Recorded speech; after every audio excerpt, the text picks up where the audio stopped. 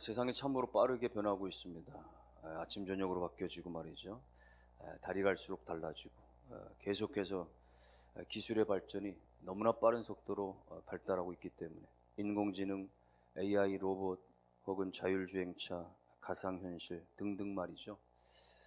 너무나 우리 주변에 이런 빠른 변화를 체감하게 됩니다. 그러다 보니까 우리 삶도 동시에 또 우리의 여러 가지 일상도 동시에 큰 변화들이, 빠른 변화들이 일어날 수밖에 없는 겁니다. 인터넷과 이 스마트폰의 발달로 말미암아서 말이죠. 또 엄청난 속도로 인해서 우리 너무나 편리하고도 또 그러면서 그 변화의 빠름에 쫓아가지 못한 경우도 있습니다. 불과 얼마 전까지 우리는 전화기를 그저 통화 위주로만 했지만 어느 순간에 문자를 주고받고 또 그 안에서 모든 인터넷 자료들과 영상들을 또 공유하고 또 요즘 말이죠, 유튜브 영상들 어르신들도 얼마나 많이 보는지, 또 쇼폼이라고 하는 1분 이내 짧은 영상들을 그냥 앉은 자리에서 수십 개씩 혹은 수백 개씩 시간 가는 줄 모르고 들여다보고, 우리 휴대폰은 이제 엄청난 이 픽셀을 가지고 사진 촬영과 동영상 촬영과 휴대폰 하나 가지고 말이죠, 또 그 안에서 모든 원격 제어가 가능한 자동차 문제나 집안의 가전 문제나 이런 것들도 제어가 가능한 그런 시대. 이미 스마트폰 안에 우리가 금융 관련 업무라든가 기타 여러 가지 다양한 업무들을 다 감당할 수 있는 그런 시대죠. 그야말로 너무나 빠르게 이렇게 변화하는 상황들 가운데서 우리가 그 속도를 쫓아가지 못하는 경우도 없지 않아 있는 것 같습니다. 어찌 보면 기술의 발전만 그런 것이 아니라 우리의 가치관의 변화도 급변해 가고 있는 것들을 보게 됩니다. 과거와 달리 가정관도 많이 달라져서 자녀가 부모를 바라보는 가치나 기준이나 방식, 부모를 섬기는 방식들도 혹은 부모가 자녀를 양육하는 그런 태도들도 과거와 많이 달라져가는, 젊은이들의 결혼관에 대한 기준이나 또 여러 가지 어떤 결혼의 시점, 또 여러 가지 결혼식 혹은 또 여러 가지 자녀에 대한 어떤 그런 그 계획들 너무나 바뀌어져 가고 있죠. 직업에 대한 기준과 또 가치관들도 혹은 자기의 개발과 자기를 사랑하는, 자기를 발전시키는 그런 것들에 대한 가치나 기준이나 이런 것들도 너무나 빠르게 변화합니다. 사람들은 이런 빠른 변화에 대해서 나름대로 쫓아가기도 하고 대처하기도 하고 적응하려고 애를 씁니다. 안타까운 것은 우리 신앙의 세계에서도 이 신앙의 가치관도 많이 달라져 갑니다. 예배라든가 혹은 교회 안의 사역이라든가 이런 여러 가지 기준과 방식들이 달라져 갑니다. 과거에는 뭔가를 우리가 지키려고 애쓰고 고집하려고 애쓰고 고수하려고 애쓰는 개념이 많았었다면 이제는 모든 것에 대해서 수용적이고 포용적이고 말이죠, 이해적이고 그런 면들은 굉장히 좋아 보이고 긍정적인 것 같지만 사실은 그런 면만은 있는 것은 아닙니다. 한마디로 다 규정하기는 어렵지만은 신본주의적인 우리의 신앙관들이 인본주의적인 신앙관으로 많이 변화가 되고 하나님 중심적인 결단과 사고와 신앙의 모습이 사람 중심의 모습들로 많이 바뀌어져 가는, 그래서 물질이나 또 세속이나 여러 가지 어떤 그런 세속적인 가치관들이 오늘 교회와 신앙 가운데 멀밀듯이 들여오고 있는 것들이 사실이기도 합니다. 비록 내가 신앙의 범주 안에 있지만, 신앙의 카테고리 안에 있지만 여전히 나는 견고하지 못하고, 그래서 얼마나 많이 부평초처럼 흔들리고 떠다니는 신앙의 모습인지 모릅니다. 우리는 구원의 하나님을 높게 찬양하기도 하고 예배하기도 하고 감사하기도 하지만 어느 순간에 우리는 환난과 시련 앞에서 금방 불평하는 사람, 불만하는 사람으로 바뀌어지기도 합니다. 기도 생활을 잘하고 있었지만, 봉사 생활을 잘하고 있었지만 하나님께로부터 응답이 없다라고 하는 이유로, 혹은 사람들로부터 칭찬과 인정이 없다라고 하는 이유들로 기도 생활, 봉사 생활이 어느 순간 중단되어 버리기도 합니다. 그래서 우리 가운데 이 신앙 생활은 무엇보다도 하나님을 인격적으로 만나는, 하나님이 우리 가운데 살아서 역사하신다라고 하는 신앙적 체험이 무엇보다도 필요한 것입니다. 내가 이제는 귀로만 들었사더니 이제는 내가 눈으로 주님을 봅니다라고 하는 욥의 고백과 같이 우리가 더 구체적으로 인격적으로 삶 속에서 하나님을 체험하고 만나는 것들이 필요한 시대인 것이죠. 그래서 우리 가운데 신령한 은사는 더더욱 중요한 것이에요. 바울은 그토록 로마 교회가 비록 소문난 교회지만 안정된 교회지만 그럼에도 불구하고 그 교회에 그토록 가고 싶어 했었던 가장 첫 번째 이유는 그들 가운데 하나님으로부터 임하는 신령한 은사가 충만하기를 원했던 거예요. 은사를 받아야 하나님의 신령한 은사가 넘쳐야 견고하고 흔들리지 않을 수 있기 때문에 그런 거예요. 바울이 말한 신령한 은사는 어떤 것들이겠습니까? 진리의 성령께로부터 우리가 받는, 그래서 아름다운 그런 모습들인 걸 말하는 거예요. 바울이 이런 것들에 대해서 그의 서신서 여러 군데에서 잘 소개하고 있어요. 로마서 같은 데를 통해서 보게 되어지면 은사에 대해서 이렇게 말하죠. 하나님의 선하시고 기뻐하시고 온전하신 뜻이 무엇인지를 분별하는 은사. 하나님이 얼마나 선하신지 기뻐하시는지 또 온전하신 그 뜻은, 우리를 향하신 그 거룩한 뜻이 무엇인지를 분별하며 살아갈 수 있는 은사가 필요하다 이거예요. 뿐만 아니라 믿음의 분량에 따라서 지혜롭게 생각하는 은사가 필요합니다. 또 영적인 은사들로는 예언의 은사, 섬김의 은사, 가르치는 은사, 위로하고 구제하고 다스리고 또 긍휼을 베풀고 이런 것들. 떠나가서 우리 믿음의 공동체 안에서는요, 믿음의 공동체 안에서 구체적인 어떤 사랑으로 나타나는 은사는 뭐가 있어요? 서로 우애하는 거, 서로 존경하는 거, 또 열심을 품고 주님 섬기는 거, 환난을 참으면서도 기도 가운데 있는 거, 성도들의 쓸 것을 우리가 공급할 줄 아는 거, 손님 대접에 힘쓰는 거, 이웃과 함께하는 거, 선한 일을 도모하고 할 수만 있으면 모든 사람과 더불어 화목하는 거, 선으로 악을 이기는 거, 하나님으로부터 나뉘어지는 은사들인 거예요. 사랑의 은사를 나타낼 때는 무엇을 강조하느냐? 고린도전서 13장에서는 오래 참아야 됩니다. 온유해야 됩니다. 시기하지 않아야 됩니다. 자랑하지 않아야 됩니다. 교만하지 않아야 됩니다. 무례행하지 말아야 됩니다. 자기의 유익을 구하지 말아야 됩니다. 성내지도 말고 악한 것을 생각하지 말고 불의를 기뻐하지 아니하며 진리와 함께 기뻐하고 모든 것을 믿고 참으며 모든 것을 바라며 모든 것을 견디는 것입니다 라고 말해요. 여러분, 하나로 정의하기는 어렵습니다. 하나님께로부터 주어지는 신령한 은사는 너무나 다양하고 너무나 아름다운 것들인 것이죠. 그것이 영적인 것이든 예언이나 방언이나 통역이나 혹은 여러 가지 병고침이나 이런 영적인 것의 은사도 있을 수 있고, 혹은 우리가 인생을 살아가면서 하나님께로부터 우리가 은총적으로 받은, 우리가 전공한 부분이라든가 종사하는 부분이라든가 내가 가지고 있는 라이센스나 등등의 어떤 환경적인 것을 가지고 섬기는 은사도 있겠고, 또 주님의 공동체 안에서 섬김의 은사, 구제, 권면, 위로 이런 등등의 사역적인 은사도 있겠는데, 여러분, 모든 은사는 뭐예요? 하나님의 영광을 위하여, 하나님의 영광을 위하여 주님의 교회의 덕을 세우기 위하여 주어진 것들인 거예요. 무엇보다도 은사를 하나님께로부터 받았다면, 그리고 그 은사를 내가 구사하고 나타내고 있다고 한다면 하나님께서 먼저 우리의 심령의 신앙의 심지가 곧게 뿌리내려서 흔들리지 않고 견고하도록 은혜를 부어주시는 것이죠. 여러분 모두가, 우리 모든 자녀들이 그야말로 하늘로부터 임하는 신령한 은사를 다 받아서 또 이미 받은 바 그 은사들이 무엇인지를 잘 발견해내고 잘 개발해냄으로 말미암아 하나님을 영화롭게 하며 주의 공동체를 굳건하게 세워갈 수 있는 축복된 성도들 다 되시기를 주의 이름으로 축원합니다. 바울이요, 이렇게 로마 교회에 가고자 했었던, 그토록 가고자 했었던 오늘 두 번째 이유는 12절에 기록을 합니다. 12절, 이는 곧 내가 너희 가운데서 너희와 나의 믿음으로 말미암아 피차 안위함을 얻으려 함이라. 서로 간에 안위하기 위해서, 위로하기 위해서라는 거예요. 안위는 위로하는 거예요. 서로 위로하는 거. 혼자 있지 말고, 여러분, 혼자라고 하는 것은 얼마나 고통인지 몰라요. 나 혼자뿐이라고 하는 것은 얼마나 인생이 비참한 것인지 몰라요. 학생들이 학교에 가지만 진정 자기의 마음을 나눌 만한 친구가 없다라고 생각되어지면 공부할 맛이 안 나는 거예요. 학교 갈 재미가 안 나는 거예요. 누가 뭐라고 하지 않아도 나 혼자인 것 같은, 내가 왕따를 받는 것 같은 그러한 피해의식 가운데 살 수밖에 없는 거예요. 내가 직장 생활을 하지만 나를 인정해주고 알아주는 사람이 없을 때 그저 나라고 하는 존재는 그저 회사를 돌아가게 만드는 그런 기계 부품 정도에 불과하구나, 결국 내가 언젠가 마모되어 쓸모없는 존재가 되어지면 나도 버려지겠구나 라고 하는 두려움 가운데 설 수밖에 없는 거죠. 신앙생활도 마찬가지입니다.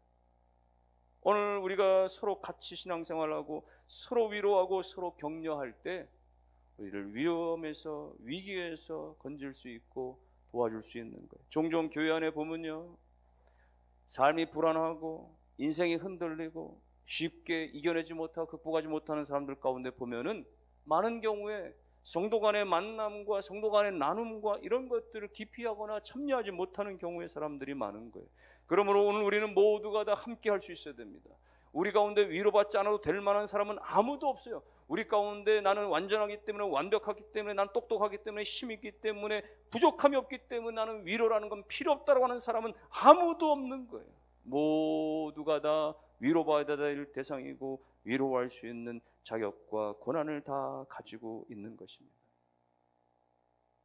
중세시대에 종교개혁을 주도했던 마틴 루터가 이게 하루아침에 이루어지는 일이 아니고 국교의 모든 그런 그 권력의 세력들로부터 끊임없이 위협을 당하고 압력을 받고 또 같이 종교개혁을 단행하는 그런 같은 동지들 가운데서도 말이죠, 내부 갈등들이 일어나고 자꾸 브레이크가 걸리고 힘든 거죠.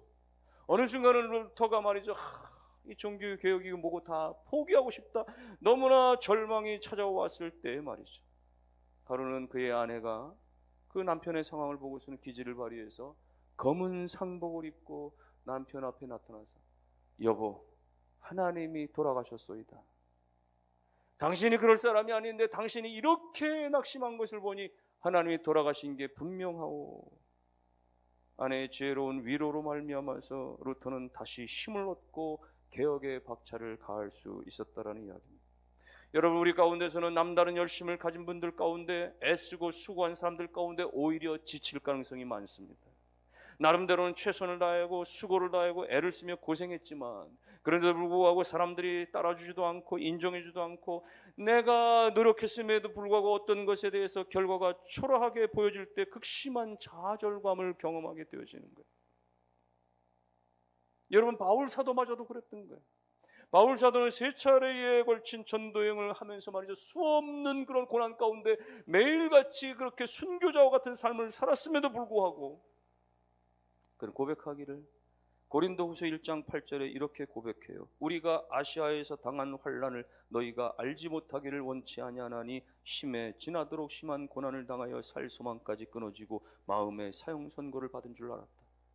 너무나 힘겨운 상황 가운데 그야말로 살아갈 소망이 다 끊어져 버렸다. 내가 꼭 사형 선고를 받은 것 같았단 말이죠. 여러분, 세계 선교의 선도에서 엄청난 그 사역을 감당했던 믿음의 사도 바울도 그렇게 환난 중에 말이죠, 소망이 끊어져 버렸다라고 할 정도니 오늘 우리들 가운데 얼마든지 누구든지 그럴 수 있는 거예요. 교회 안에 목자로 살아가는 사람, 교사로 헌신하는 사람, 셀장이고 혹은 회장이고 말이죠, 각 기관장, 여러분 나름대로 부담 가운데서도 최선을 다하는데 아무도 알아주지 않아요. 또 인정해주지 않아요. 도와주지도 않아요. 여러분 얼마나 허탈한지 몰라요. 그래서 어느 순간에 다 내려놓고 싶어지는 거예요. 가정에서 한평생 배우자를 위해서, 자녀를 위해서 뒷바라지하며 살았는데 나중에 뒤돌아보니까 나에게 남은 것이 아무것도 없는 것 같은 생각이 들 때 깊은 절망과 한숨에 밀려오게 되어지고 다 내려놓고 떠나고 싶어지는 마음이 생겨지게 되는 것이죠. 그러나 여러분, 그럼에도 불구하고 먼저는 모든 위로는 하나님께로부터 온다는 사실을 우리가 믿을 수 있어야 됩니다. 진정한 위로는 성령 하나님께로부터 우리 가운데 임하는 법입니다. 엘리야가 갈멜산상에서 850명의 아세라 바알 선지자들과 영적인 싸움의 대결에서 이겼습니다. 기도함으로 말미암아 하늘로부터 불을 끌어내려서 그가 제단에 불을 태워 말이죠, 모든 것을 불살라 버리고 대승을 거둬서 그야말로 적의 모든 선지자들을 다 진멸하는 큰 승리를 거뒀어요. 그러나 이후에 왕후 에이세벨이 말이죠, 엘리야를 잡아 죽이겠다라고 하는 그러한 보복 선언이 들려지게 되어지자 한순간에 낙심에 빠지게 되죠. 엘리야가 극도의 좌절감 가운데 빠져가지고 도망치는데 말이죠, 광야로 그렇게 도망을 치다가 너무나 지쳐가지고 로뎀나무 아래에서 나 죽어버리고 싶습니다라고 한탄 섞인 말을 고백해요. 그때 하나님께서 엘리야에게 찾아오셔서 야 이놈아, 니까짓 게 이스라엘을 대표할 만한 선지자라고 할 수 있겠냐? 나 너에게 정말 대단히 실망했다라고 그렇게 다그치거나 꾸짖는 것이 아니라 쓰러져 지쳐버린 도망치는 자 엘리야를 향해서 주님은 오셔서 어루만져 주시고 위로해 주시고 떡과 물을 연거푸 가져다 주셨다라는 겁니다. 부활하신 주님을 보았음에도 불구하고, 예수 부활을 목격했음에도 불구하고 제자들은 다 인생의 두려움에 휩싸여서 생업으로 돌아가 버렸습니다. 갈릴리 바다로 다 돌아간 그들을 새벽같이 주님께서 찾아오셨어요. 그래서 아직 말이죠, 물고기를 제대로 밤새 잡지도 못하고 이제 그야말로 해변가로 이제금 다시금 돌아오는 그 배 제자들을 향해서 주님께서 아직 동이 터오기 전에 말이죠, 해변가에 그렇게 조반상을 떡과 생선을 구워놓고 말이죠, 준비해 놓으시고 그야말로 삶에 지치고 낙심에 젖어 있는 제자들을 위로해 주신 주님이신 것입니다. 주님, 우리 가운데 어떤 방편이든지 우리가 낙심하고 좌절하고 절망했을 때 찾아와 주시는 분이십니다. 때로는 말씀 가운데 고요히 우리 가운데 음성을 주셔서 오늘 우리 가운데 여전히 그야말로 사랑하고 계시고 우리 가운데 은혜를 베풀어 주시고 함께 주신다라고 하는 은혜의 말씀을 주십니다. 때로는 말할 수 없는 그 사랑의 십자가의 그 은혜를 경험케 하여 주셔서 우리로 하여금 그 낙심의 자리에서 그야말로 그 좌절된 자리에서 다시금 일어날 힘을 우리 가운데 허락해 주시는 주님이세요. 주님께로부터 우리가 위로와 세임을 얻었다라고 한다면 오늘 우리도 누군가에 가서 위로자가 될 수 있어야 됩니다. 말 한마디로, 때로는 밝은 표정, 웃음 하나로서 그에게 위로가 될 수 있는 거예요. 우리의 말 한마디를 통해서, 웃음 하나를 통해서 상대방이 힘을 얻고 나아가서 가족 공동체, 교회 공동체는 힘을 얻어서 물질적인 어려움들과 여러 가지 어떤 시련과 환난 가운데서 견디게 하고 이기게 하고 다시 부흥으로 도약하게 하는 것이에요. 사랑하는 누구누구요, 힘을 내십시오. 내가 당신을 위해서 계속 기도하고 있습니다. 다 잘 될 겁니다. 기운 내십시오. 가장 빛나는 별은 아직 발견되지 않은 별이고 당신 인생의 최고의 날은 아직 살지 않은 수많은 날들입니다. 힘내세요. 힘내세요. 여러분, 예수 사랑으로 형제자매를 위로하고 십자가의 은혜로 가족과 이웃을 축복하고 격려하는 예수 사랑으로 그렇게 위로하는 여러분들 다 되실 수 있기를 주의 이름으로 축원합니다. 바울이 그토록 로마에 가려고 했었던 크나큰 마지막 이유는 그가 복음의 빚진 자였기 때문에 그렇다는 거예요. 14절 말씀에 그는 자기 자신을 가리켜서 복음의 빚진 자라 그렇게 표현하고 있습니다. 여러분, 빚을 졌다라는 게 뭐예요? 빚이라고 하는 것은 갚지 아니하면 너무나 부담스럽고 그 빚에 대한 짓눌림은 말할 수 없는 것을 말하는 거예요. 내 자신을 알라. 소크라테스, 히랍의 철학자, 유명한 그 내 자신을 알라라는 말을 남겼던 소크라테스가 마지막 신성 모독의 죄로, 그리고 젊은이들을 선동했다라는 고하 죄로 이제 사약을 받아 죽임을 당하게 되어질 때 그의 임종의 마지막 순간은 너무나 그야말로 감동적이고 극적이었다라고 이야기가 전해집니다. 독약을 마신 그가 차가운 감방에 홀로 누워서 이제 점차 죽음으로 들어가는 순간 그 옆에 그것을 지켜보고 있었던 친구이자 제자인 크리토 앞에 그가 마지막 말을 합니다. 여보게, 내 청을 마지막 하나 들어주게나. 나는 과거에 아스클레피우스에게 수탉 한 마리를 빌려 먹은 것이 있는데 갚지를 못했네. 자네가 대신 갚아주면 좋겠네. 여러분, 마지막에 이 위대한 이 고대 철학자가 죽음을 앞에 두고 말이죠, 그 마음속에 담겨졌던 마지막 그 빚진 그 하나, 그것을 씻어버리고 싶어하는 양심의 고백을 말하고 있는 거죠. 빚이라고 하는 것이 그런 것입니다. 갚지 않은 불편한 것이고 갚아야만 마음이 편해지게 되어지는 것. 오늘 우리나라 가계빚이 1900조 원에 이르는 시대에 우리가 살고 있습니다. GDP 대비 세계 1위라고 해요. 코로나 저금리 시대 때 말이죠, 빚내서 집 샀던 사람들, 여러 가지 말이죠, 빚냈던 사람들이 지금 폭탄 이 원리금 때문에 말이죠, 완전히 깔아 뭉개겨지는 말이에요, 고통 속에 허덕이고 있습니다. 너무나 감당하기 어려운 빚을 지고 사는 사람들, 그들의 고백들을 들어본 말이죠, 저녁에 잠자리 들 때 차라리 내일 아침에 내가 눈이 떠지지 않았으면 좋겠다. 하루가 시작이 되어지면 오늘 한 날은 내가 어떻게 견뎌낼까, 어떻게 지낼 것인가 말이죠. 한숨을 들이내시게 되어지는 거예요. 빚이라고 하는 것은 이렇게 무겁고 부담되고 짓눌릴 수밖에 없는 것. 바울이 여러분 내가 복음의 빚진 자라고 하는 것은 그와 같다라는 거예요. 자신이 복음에 빚진 것이 그와 같다라는 거예요. 지난날 자기가 어떻게 하나님을 대항했는지 말이죠. 스데반이 순교당하는 돌팔매질 당하는 자에 마땅하다라고 증인을 섰던 자가 바로 바울 자신이었던 거예요. 바울은 예수 믿는 사람 체포하고 잡아다 말이죠. 가두고 말이죠. 그렇게 하는 일 가운데 앞장섰던 인물인 거예요. 그렇게 다메섹에도 그렇게 쫓아갔던 인물이었던 거예요. 자신이 하나님을 향해 범죄한 것을 생각하면 자기가 지금 어떤 벌을 받아도 할 말이 없는 존재였던 거예요. 그런데도 불구하고 주 예수 그리스도께서 자기를 이방인을 복음을 전할 사도로 이렇게 불러주신 것이 너무나 감개에 무량한 거예요. 너무나 한량이 없는 감사인 거예요. 내가 주님 앞에 빚진 것을 생각하면 너무나 끝이 없다라고 하는 거예요. 그래서 바울은 빚진 자라고 자기 자신을 빗대어 고백하는 것은 모든 것은 다 하나님의 은혜라고 하는 고백인 것이죠. 내가 아무리 죽도록 수고해도 그건 내 자랑이 될 수 없다라고 하는 거예요. 내 공로라고 말할 수 없다라고 하는 거예요. 왜요? 나는 빚진 자이기 때문에 그저 어마어마한 엄청난 빚을 조금씩 갚아 나가는 것에 불과한 것인데 내가 아무리 수고하고 내가 아무리 헌신했다고 한들 그것이 어찌 내가 주님 앞에 공로가 될 수 있겠으며 자랑이 될 수 있겠냐라고 하는 거예요. 그래서 바울은 고린도전서 9장 16절에 이렇게 고백을 합니다. 내가 복음을 전할지라도 자랑할 것이 없으면 부득불할 일임이라. 만일 복음을 전하지 않으면 내가 화가 있을 것입니다. 자랑할 것이 없다는 거예요. 바울과 같은 사람 자랑할 것이 없다는 거예요. 마땅히 행해야 될 것이고 오히려 하지 않는다면 나는 빚을 조금도 갚으려고 하는 의지도 없이 사는 그런 하나님 앞에 배운 망득한 인생이 될 수밖에 없다는 고백과도 같은 것이죠. 여러분에게는 이런 신령한 빚이 없습니까? 예수 십자가로 말미암아 주님께로부터 받은 바 그 빚진 것이 없습니까? 누군가 여러분이 예수 믿기 그 시작한 때로 여러분에게 복음을 전해준 사람에 대한 빚과 여러분이 믿음 안에서 흔들리고 어려울 때마다 붙잡아주고 격려해주고 말씀으로 도와줬던 그 신앙의 빚을 진 것들은 없습니까? 여러분 받은 빚들에 대해서는 우리가 또다시 갚아야만 하는 것이에요. 가진 빚은 또 다른 사람들에게 그 복음의 빚을 갚아야만 하는 것이에요.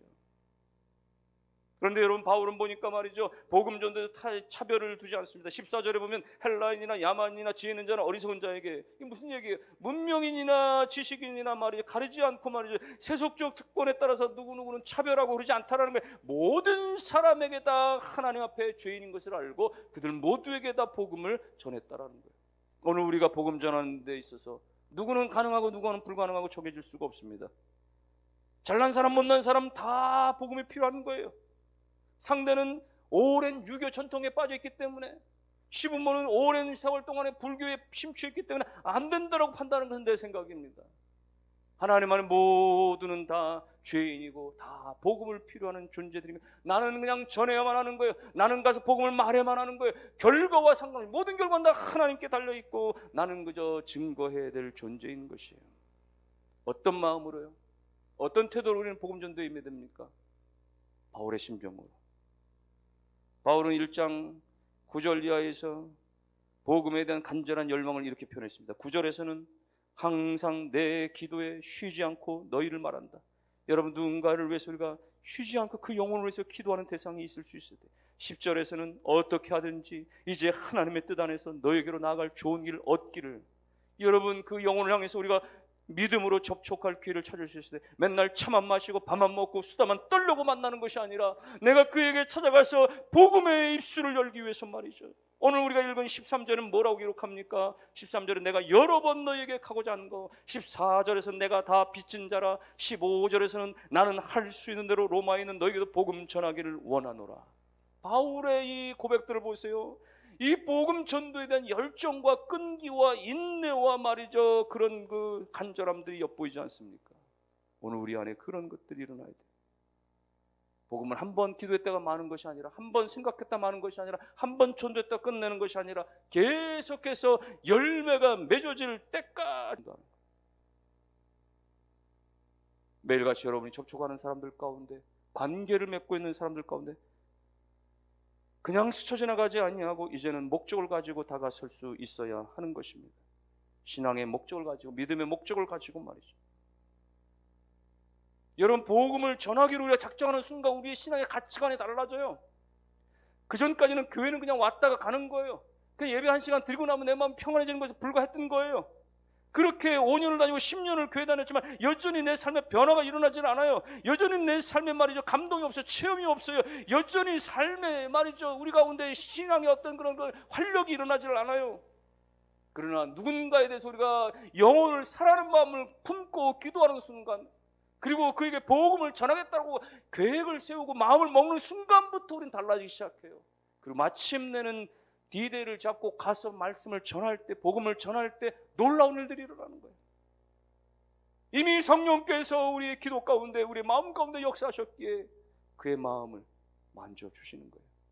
그동안에는 다른 일들로, 사업 때문에, 거래처 때문에, 어떤 그런 인과관계 때문에 그렇게 만났지만은 이제는 예수 때문에 내가 복음을 전하기 위해서 그 특별한 자리를 두고 만날 때 말이죠, 우리가 시간을 주고 기도하지 않습니까? 그리고 만날 날을 작정하지 않습니까? 마음은 콩닥거리고 말이죠, 두려운 마음도 있지만 정작 그 자리에 가서 내가 오늘 내가 자네를 위해서, 내가 오늘 당신을 위해서 내가 정말 좋은 소식을 전하기 위해 왔다라고 말이죠. 그렇게 복음의 입술을 여는 순간 하나님의 성령께서 인도해 가십니다. 결과와 상관이 없이 그 순간 하나님께서 우리 영혼을 붙잡아 주시는데, 우리가 정말 세상 그 모든 것들을 다 얻은 것 같은 그런 엄청난 영적인 희열과 감격을 하나님께서 부어주시는 것들을 경험하게 되어집니다. 여러분, 그런 시간들을 통해서 우리의 신앙이 견고해지는 것입니다. 우리가 따로 교리 공부를 하지 않아도, 따로 우리가 성경 공부를 하지 않아도 말이죠, 복음 전도의 서는 순간 우리의 신앙은 부활의 신앙 가운데, 예수 십자가 신앙 가운데 견고하게 흔들리지 않게 세워지게 되어지는 것입니다. 그러므로 직장에서든지 이웃에서든지 거리에서든지 어디에서든지 우리가 예수 복음을 전하려고 노력하고 결단하고 헌신할 수 있어야 됩니다. 그때에 우리의 신앙은 아름답게 견고하게 세워질 뿐만 아니라 하늘의 별과 같이 빛나는 존귀한 인생들로 하나님께서 영광을 받으시는 것입니다. 결론의 말씀, 오늘 바울과 같이 여러분 가운데 복음에 대한 열정, 복음에 대한 간절한 마음들이 다시 살아나고 불붙여지고 회복되어지는 은혜가 일어나게 되기를 주님의 이름으로 축원합니다. 하나님께로부터 부어지는 은사가 여러분의 입술에, 여러분의 손끝에, 여러분의 발끝에 나타나서 여러분이 머무는 모든 자리마다 하나님을 영화롭게, 가족 공동체, 회사 공동체, 교회 공동체를 은혜롭게 풍성하게 만드는 은사자들이 다 되시기를 주님의 이름으로 축원합니다. 여러분들이여, 가족을 위로하십시오. 성도를 위로하십시오. 동료를 위로하십시오. 예수 사랑으로 끊임없이 위로자가 되시고 복음을 전하는 일에 앞다투어 감당하심으로 말미암아 하나님을 영화롭게 하는 복된 성도를 다 되실 수 있기를 주의 이름으로 축원합니다.